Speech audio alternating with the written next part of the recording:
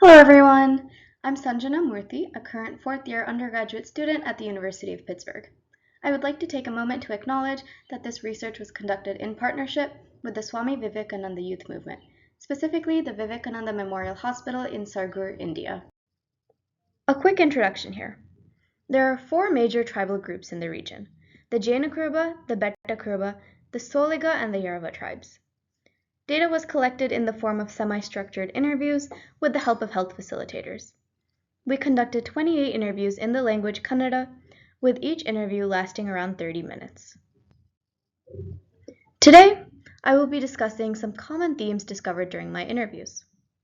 First, women from all four tribes have limited knowledge of menstruation before menarche, but they maintain positive attitudes towards menstruation. One of the first questions I asked in my interviews was, why does menstruation happen? Almost all women responded that they did not know why menstruation occurred, and they also had no knowledge of what menstruation was before they attained menarche. Even though knowledge was limited, about 2/3 of the women stated that menstruation is a normal physiological process. Women also stressed that men do not think women are impure while menstruating, which is a very interesting finding that is contradictory to most current research on the topic. Another common theme was the existence of a menarche function. For Betta Kuruba, Soliga, and Yerava tribes, the menstruating girl was made to sit inside, or live and sleep in a separate room inside the house for about 2 months when she first attained menarche. She is not allowed to engage in any religious activity, do any chores, or see or talk to men during this time. The consensus is that the longer the girl sits inside, the stronger she will be. The bulk of these practices were the same for Jenu Kuruba girls, except a large number of them were made to sit inside a hut made of greens outside the house.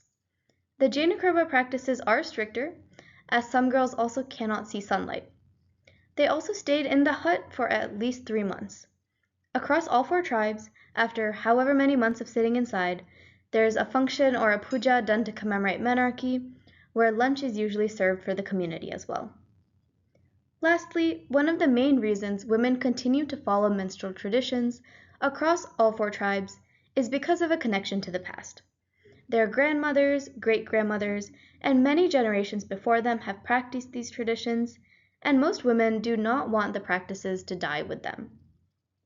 This is contrary to most literature on the subject. Mothers also want their girls to be educated and say that they should still go to school while menstruating, unlike in the past. Many women also stated that ultimately it is their daughter's decision to follow menstrual practices, and that it would also depend on where she lives in the future. Moving forward, more research is needed into how different socioeconomic factors such as education, income level, and access to food affect menstrual practices. Because menstrual knowledge was low, education and culturally relevant interventions are needed. Thank you.